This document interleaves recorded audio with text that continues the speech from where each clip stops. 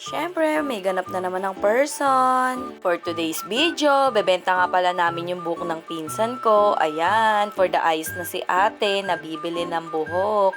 Ang kapal nga pala, ang haba na ng buhok niya, kaya yun, bebenta na niya.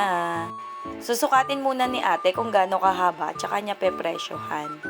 Ayan, nung sinukatan na ni ate, ang presyo nga pala ni ate is 1.5. Yun no, akalain mo mabibenta pa pala yung buhok mo, 'di ba? Sobrang tagal mo pinahaba, tapos 1.5 yung benta for the go. Ayan, kinakabahan na ang person dyan. Di niya na alam kung anong gagawin niya. Kasi maraming nangaasar sa gilid, mga nambubuwisit. O, di ba? Ayan, for the smooth lang ang gumupit ni ate. O, di ba? Hindi masyadong pinutpot. O, ayan na. Diba? Saglit na saglit lang. O, madali kasing kausap si ate. Lang, salamat sa panonood. Pa-like and share and follow na po ng page. Thank you!